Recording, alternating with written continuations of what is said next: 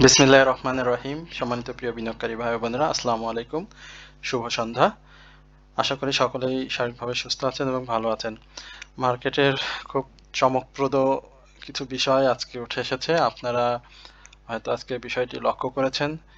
আমরা সবসময় আপনাদেরকে বলে আসি মার্কেটের কিছু সম্ভাবনার কথা, যেই সম্ভাবনাগুলো আজকে উকি দিয়েছে। মার্কেটের মুভমেন্ট চমৎকার ছিল, মানে খুব ক্লোজ যেটি হয়েছে সেটা খুব ডাউনে এসে কিন্তু আজকে হয়নি, অর্থাৎ গত দিনের তুলনায় আজকে যে হাইটি হয়েছে অর্থাৎ 5,200 আমরা দেখেছি সেই হাইয়ের আশেপাশে আজকে মার্কেট ক্লোজ হয়েছে। গতদিন কিন্তু হাই ছিল 4,983 এবং সেটাকে ব্রেক করে অসাধারণভাবে আজকে মার্কেটের ক্লোজটা হয়েছে এবং এটি খুব জরুরি ছিল মার্কেটের একটা সাস্টেনেবল মুভমেন্টের জন্য, সেটি আমরা দেখতে পাচ্ছি। এবং মার্কেটে আমরা আপনাদেরকে বারবারই যেটি বলে আসছিলাম যে 5,100 এই জায়গাটা, এবং এটা ব্রেক করলে 5,200 থেকে 5,400 আমরা মার্কেটটাকে খুব দ্রুততম সময়ে দেখতে পাবো। এবং সেক্টর মুভমেন্ট যেটি আমরা বারবার বলে আসছিলাম, গতকালকে আমরা খুব স্পষ্টভাবে আপনাদেরকে সেক্টর মুভমেন্টে কোনটি ইন্স্যুরেন্সের কারেকশন এবং পরবর্তীতে যেটি আপনাদেরকে বললাম যে আমাদের যে ব্যাংকের মুভমেন্ট সেটি 100% ভাবে হয়েছে। তো গতকালকে যে আলোচনাটি করেছিলাম সেটার কিন্তু কোনো রং ইনফরমেশন আমরা আজকে দেখিনি। তো আমি বলবো যে আলোচনার এই পর্যায়ে আমরা যে বিষয়গুলো আপনাদের সাথে শেয়ার করতে যাচ্ছি এবং আজকের মার্কেট যারা শুরু থেকে অবজার্ভ করেছেন বা মার্কেটের শুরু থেকে লেনদেনটা শেষ পর্যন্ত দেখেছেন, সেখানে কি কি বিষয় উল্লেখযোগ্যভাবে ফুটে উঠেছে সেটিও আমরা আপনাদেরকে ব্যাখ্যা করব। আজকে মার্কেটের টার্নওভারটি অনেক ভালো হয়েছে। গত দিনের তুলনায় আমরা দেখতে পাচ্ছি গত দিনে টার্নওভার হয়েছিল 454 কোটি টাকা এবং আজকে 465 কোটি টাকা, অর্থাৎ 6-5-11 কোটি টাকা আমরা আজকে মার্কেটের লেনদেন বেশি হয়েছে এবং এটি গ্র্যাজুয়ালি আরো দোয়া করি আমরা যেন এটি গ্র্যাজুয়ালি ভাবে যেন ইনক্রিজ হয় এবং গ্র্যাজুয়ালি ইনক্রিজ হলে সেটি সাস্টেনেবল হয় এবং মার্কেটের মুভমেন্টটা ভালো আসে এবং প্রাইস অ্যাকশনটা ফিরে পায়। অনেকে প্রশ্ন করেছেন যে কি আপনাদের ফান্ডামেন্টাল স্টকের কেন প্রাইস অ্যাকশন হচ্ছে না, সে বিষয়ে আমরা আপনাদের সাথে আলোচনার বেশ কিছু ফান্ডামেন্টাল স্টক নিয়ে আজকে অনেকেই জানতে চেয়েছেন, আমরা সেগুলো নিয়ে কথা বলবো এবং মার্কেটের বিশেষ বিশেষ কিছু তথ্য আপনাদেরকে আজকে সরাসরি আমরা জানানোর চেষ্টা করব, যেটিও আমরা পূর্বের ন্যায় জানিয়ে থাকি। সুতরাং আপনাদেরকে বলবো যে আপনারা অবশ্যই এই জায়গাটাতে ধৈর্য সহকারে শুনবেন। জিল বাংলা সুগার মিল, এটি নিয়ে আমরা আপনাদের সাথে আলোচনা করেছিলাম এবং সঙ্গে শ্যাম্পু সুগারে আজকে প্রাইস অ্যাকশনে যেটি হয়েছে যে আহ, লাল চিনি উৎপাদনের যে নিউজটা গতকালকে আমরা সন্ধ্যায় জানতে পেরেছিলাম, সেই জায়গাটাতে শ্যাম্পু সুগারের প্রাইস অ্যাকশনের ব্যাপারটা আমাদের কাছে মোটামুটি একটু কনফার্ম ছিল যে একটা দুইটা হল্ট হল্ট করবে, কিন্তু আপনি যদি এই শ্যাম্পু সুগার এবং জিল বাংলার লাইফ সার্কেলটাতে দেখেন সেখানে দেখবেন যে আপনার জিল বাংলাও কিন্তু 21শে ডিসেম্বর একটা কিন্তু হল্টেড করেছিল 155 টাকায় এবং পরবর্তীতে সে কিন্তু আর সেই হল্টেড প্রাইসটাকে ধরে রাখতে পারেনি। সেম একইভাবে শ্যাম্পু সুগার যেটি হল্টেড হয়েছিল আপনার 21শে ডিসেম্বর, হল্টেড না, প্রায় কাছাকাছি 13 টাকার মতো প্রাইস অ্যাকশন হয়েছিল, সেও কিন্তু পরবর্তীতে আর তার প্রাইসটাকে ধরে রাখতে পারেনি। তো যেহেতু লাল চিনি উৎপাদনের খবরটা আসছে, অন্যান্য স্টকেরও এই ধরনের খবর আসে, আমরা যখন পাই বা প্রাইস অ্যাকশন হয় তখন সেটা আমরা চেষ্টা করি বাই করার জন্য। কিন্তু যখন দেখেছি পূর্বে যে হল্টেড সেটি ধরে রাখতে পারেনি, অর্থাৎ ম্যাচিউর ডেটে আবার হল্টেড ছেড়ে দেবে বা দু একদিন হল্টেড করবে, কারণ আপনি যদি বাই করা হল্টেড ডেটে বাই করেন তাহলে কিন্তু আপনার যখন হল্টেড ছেড়ে দেবে তখন কিন্তু আপনি সেই স্টক থেকে বের হতে পারবেন। আপনি শ্যাম্পু সুগারে দেখেন আজকে সেলার ছিল কিন্তু শ্যাম্পু সুগারে এবং টোটাল বায়ারও ছিল ভালো। আবার আপনি যদি এদিকে জিল বাংলার কথা বলেন, সেখানেও আমরা দেখেছি যে সেলার ছিল, বায়ারও ছিল। তো এখন আমি জিল বাংলা এবং শ্যামু সুগার নিয়ে যেটি আপনারা আমার কাছে জানতে চাইছেন সেটি বলবো যে এত উৎপাদন বা এত কিছু যখন হচ্ছে তখন কেন তাদের ক্যাটাগরি চেঞ্জের বিষয়ে কথা হচ্ছে না বা তাদের ক্যাটাগরিটা চেঞ্জ করা হচ্ছে না। আপনি আজকে দেখেছেন যে গত মার্কেটের কয়েকটা দিন ধরে যে ডিজাস্টারের জেড ক্যাটাগরি হওয়ার পরে স্টকগুলোর ভিতর দিয়ে গিয়েছে, সেইখানে কিন্তু আজকে দেখেন আবার জেড ক্যাটাগরি অর্থাৎ সম্পূর্ণ টপ 10 এ আপনি দেখেন যে শুধুমাত্র এনআরবিসি ব্যাংক ছাড়া আপনার টপ 10 এ আনোয়ার গ্লোবালাইজিং যেটি এবং সাউথ বাংলা এগ্রিকালচারাল ব্যাংক এই ৩ টা ছাড়া সবই কিন্তু জেড। তাহলে আমরা জেড নিয়ে কি বুঝতে পারলাম?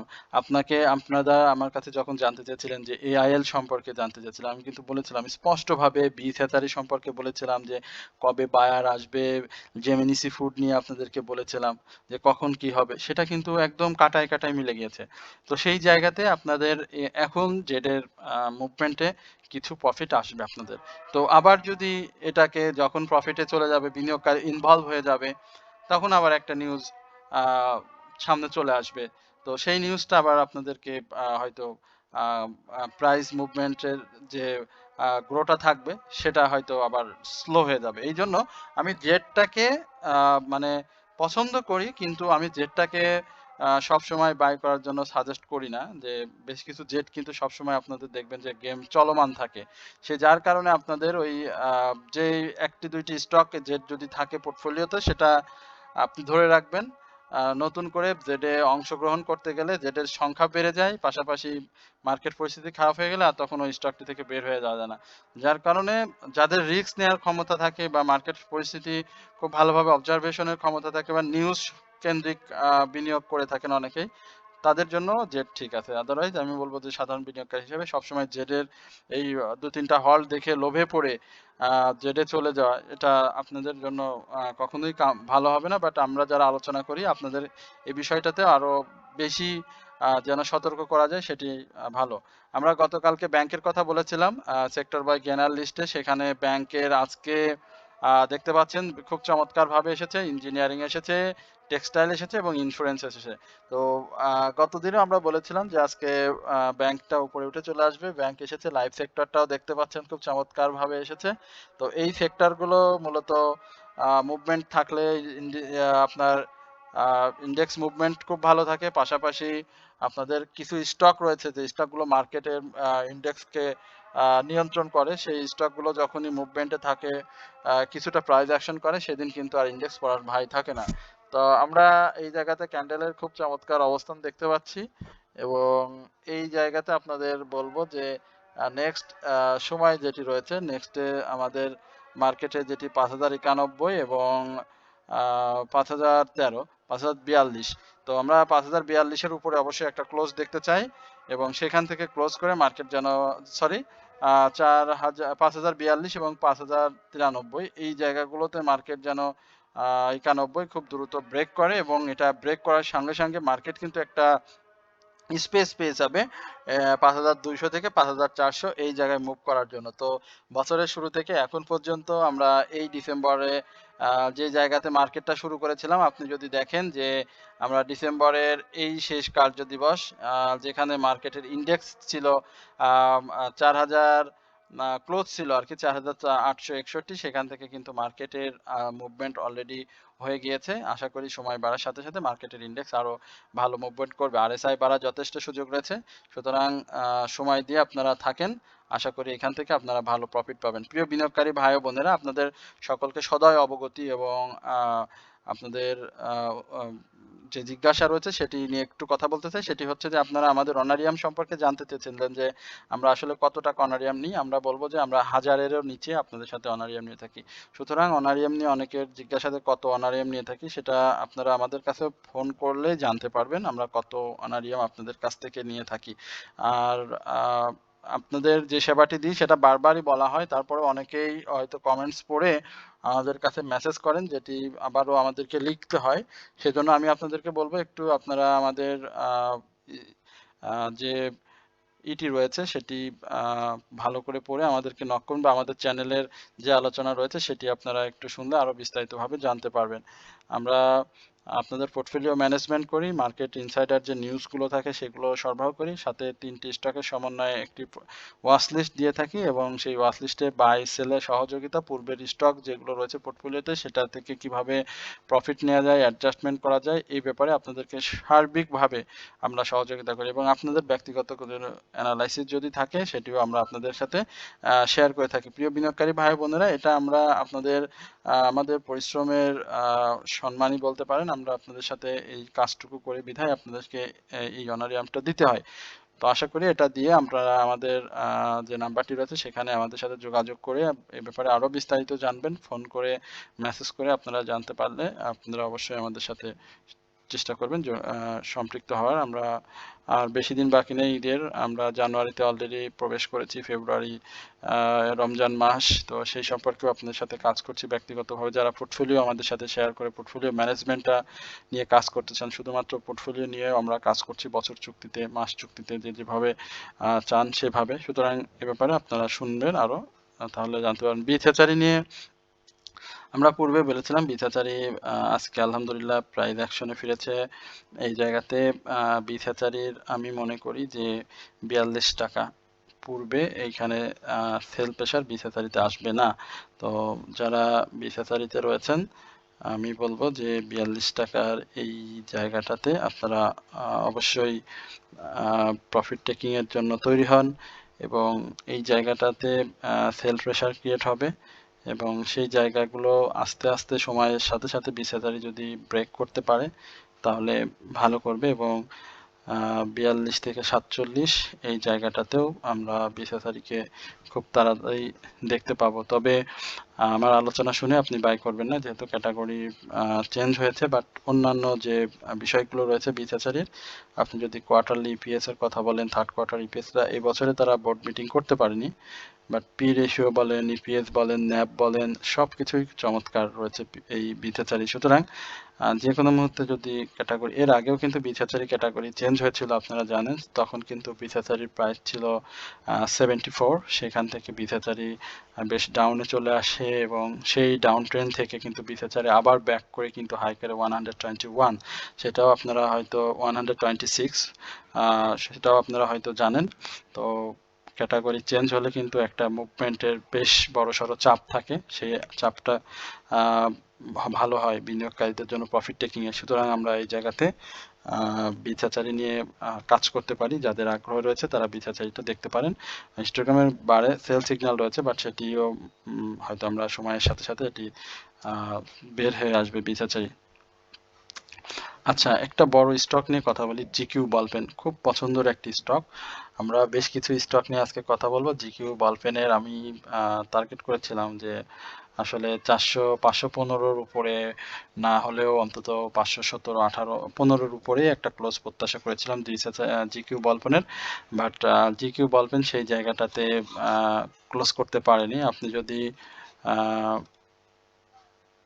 আমি আপনাদের একটা জোনটা দেখাতে পারলে ভালো হতো। এই জায়গায় বিথেচারি যেই কাহিনীটা করছে যে এই লেভেলটা অর্থাৎ 540-এর যেই জায়গাটা রয়েছে, এই জায়গাটাতে বিথেচারির ব্রেক করা খুবই জরুরি এবং জিকিউয়ের জরুরি। জিকিউ সেটা করবে। এই যে 595 এবং পরবর্তীতে যে প্রাইসটা এখন সে তৈরি করতে যাচ্ছে, সেই জায়গাটাতে কিন্তু আমরা বিথেচারির একটা ভালো জায়গা দেখতে পাচ্ছি। তো বিছাচারি এর আগে, সরি, জিকিউ বলপেনের আগেও ভালো প্রাইস অ্যাকশন করেছে, 618 ইয়ারলি হাই তৈরি করেছিল এবং মানে অসাধারণ যে স্টকটি 127 টাকা তার ইয়ারলি লো ছিল, সেই জায়গা থেকে 618। আমি যদি বলি যে এই ম্যাসক্লিনিয়াস সেক্টরের যে স্টকগুলো রয়েছে সেগুলো খুব চমৎকার। আমি বলবো যে প্রত্যেকটা বিনিয়োগকারীকে বলবো যে ম্যাসক্লিনিয়াস সেক্টরের কিছু স্টক রয়েছে, ম্যাক্সিমাম, আর শুধু কিছু স্টক বলবো না, অধিকাংশ স্টক আপনি যদি একটা স্টক আপনার পোর্টফোলিওতে রাখতে পারেন, আমি আপনাকে 100% গ্যারান্টি দিচ্ছি আপনি বছরের যে কোনো সময় অন্তত 3 থেকে 4 বার, বছরে 3 থেকে 4 বার আপনি আপনার বাই জোনটা যদি সঠিক হয় আপনি প্রফিট পাবেন। এটি আপনি নোট করে রাখতে পারেন আমার এই কথাটা। জিকিউ বলবেন না, আপনি সিনো বাংলা বলেন, মিরাকল বলেন, বিএসসি বলেন। আমি অসংখ্য স্টক হাইডেল বা মানে অসংখ্য স্টক আমি দেখেছি যে এই স্টকগুলো এই ম্যাসিকুলিনিয়াস সেক্টরে যারা প্রাইস অ্যাকশনের বিনিয়োগকারীদের প্রাইস অ্যাকশন করে বিনিয়োগকারীদের প্রফিট টেকিং এর সুযোগ করে দিয়েছে। আমার এই কথাটা বলার উদ্দেশ্য হচ্ছে আমরা বিভিন্ন সময় বিভিন্ন সেক্টর ঘুরি, বিভিন্ন স্টক চয়েস করি, বিভিন্ন স্টকের মুভমেন্ট না বুঝেই বাই করি। সেই জায়গাটা এই সেক্টরগুলোতে যদি আপনি দিতে পারেন তাহলে আপনি ভালো করবেন। এর আগে আমরা আমান ফিডকে দেখেছি, আরামিডকে দেখেছি, হ্যাঁ? আমরা আজকেও হামিকে দেখলাম, ইন্ডেস অ্যাগ্রোর কথা যদি বলি, আপনি খান ব্রাদার্সের কথা যদি বলেন, হ্যাঁ? মানে এই স্টকগুলো অর্থাৎ ১৬টা স্টকের মধ্যে আপনি ২-৩টা স্টক বাদে আপনি চুজ করে রাখবেন, আপনি প্রফিট পাবেন। আমাদের আজকে অসংখ্য স্টক রয়েছে, বেশি আ বাজে কথা না বলে আমরা আরো এনালাইসিস গুলো একটু দ্রুত যাতে শেষ করতে পারি সেটাই আমাদের জন্য মঙ্গল হবে। আনোয়ার নিয়ে একটু কথা বলি। আনোয়ার আঙ্কেল নিয়ে অনেকবার কথা বলেছিলাম। আমার নিয়মিত একেবারে ধরে, ধরে কথা বলেছি এই সমস্ত স্টক নিয়ে। সেখানে আনোয়ার গ্লোবালাইজিংও চেষ্টা করছে। এই কুফাটা কাটাতে হবে আনোয়ারের। তো এই কুফাটার রয়েছে মূলত ৯৩ ৯০ থেকে ৯৫ এর উপরে একটা ক্লোজ এবং সেই ক্লোজটা দিতে পারলে আনোয়ার গ্লোবালাইজিং আরো ভালো করবে। আরএসআই হিউজ পরিমাণে বাড়ার সুযোগ রয়েছে এবং আপনি যেটাও দেখতে পাচ্ছেন যে সিগন্যালগুলোও কিন্তু চেঞ্জ হয়েছে। আজকে আবার বাড়ে, ঘন সবুজ হয়েছে, বড় হয়েছে এবং মুভমেন্টটাও ভালো এসেছে।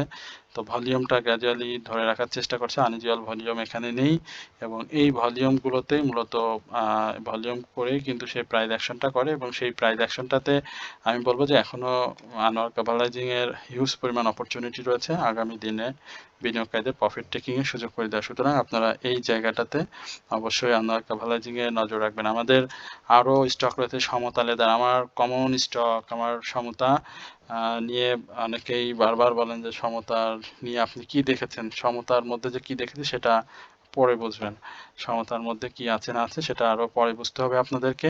আমরা দেখতে পাচ্ছি যে সমতার একটা জোন যেভাবে তৈরি করেছে এবং সেই জোনটা আপনাদেরকে একটু দেখানোর চেষ্টা করছি। এই জায়গাটাতে দেখেন একেবারে ১০২, আমি বারবার বলছি ১০২ রে ভাই, সমতার টার্গেট ১০২ হয়ে গেল।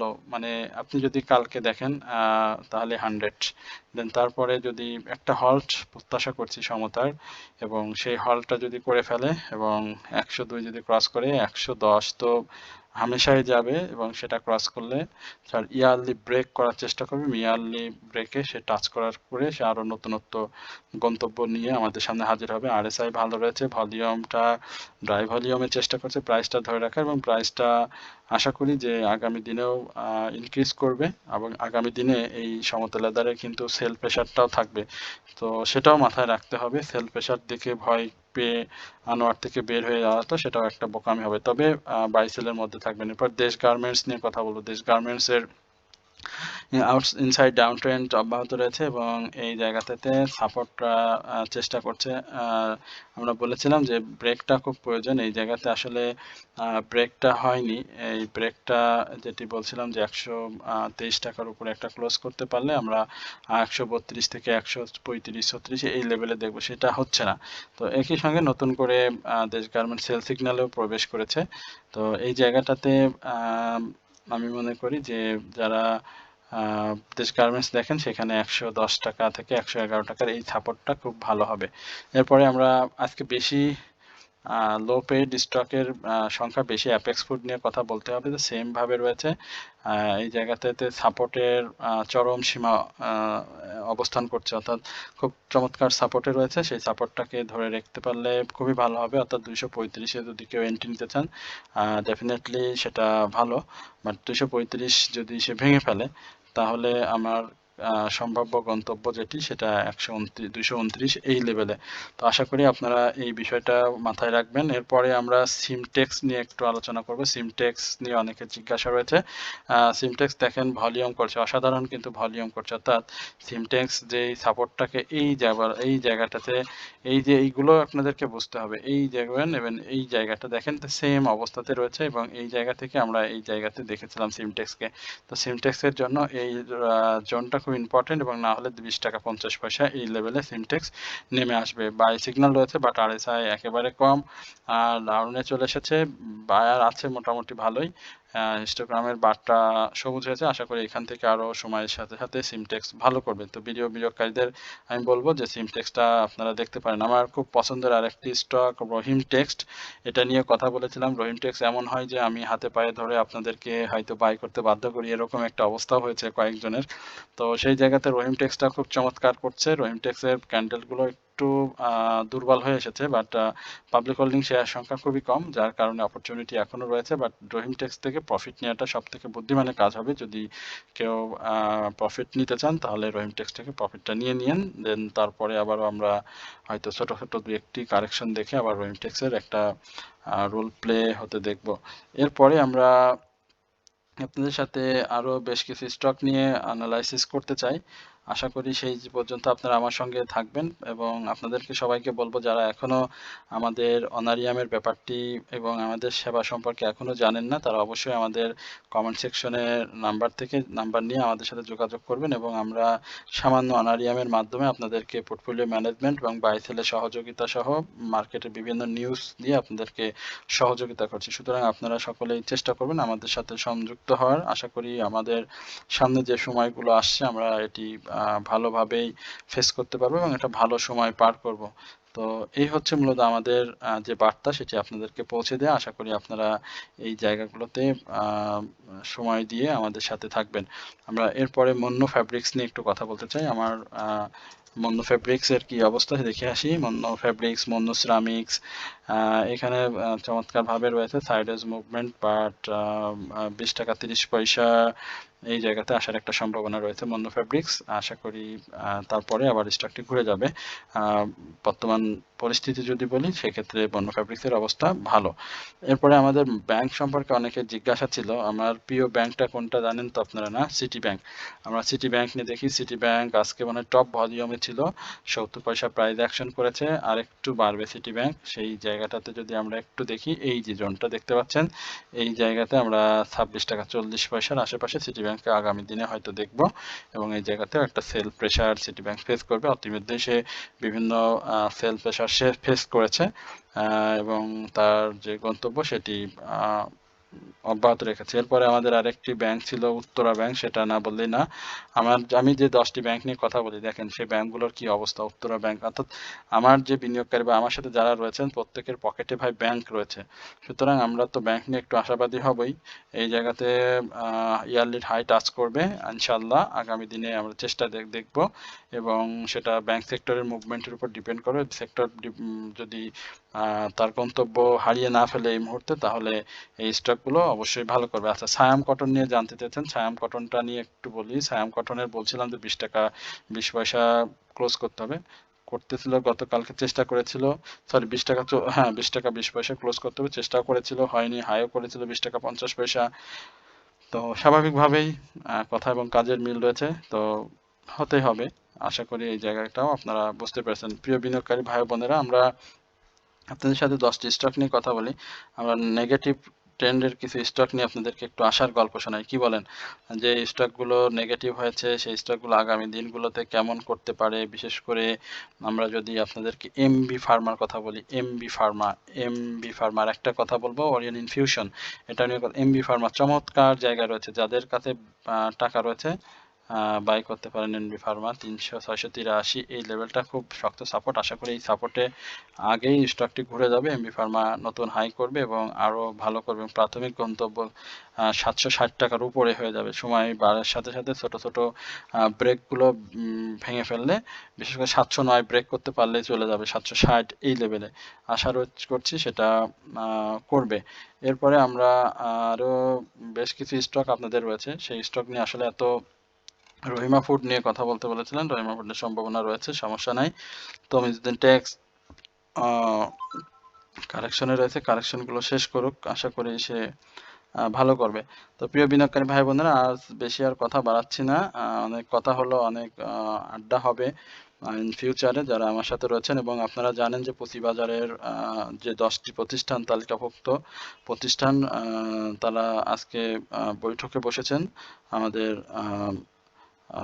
যে অর্থ উপদেষ্টা রয়েছে তাদের সাথে, এবং একই সঙ্গে আপনারা জানেন যে সিবিও যেটি নগদ লভ্যাংশ পাঠিয়েছে অলরেডি, এবং মার্কেটে আরও বেশ কিছু নিউজ আপনাদেরকে বলেছিলাম।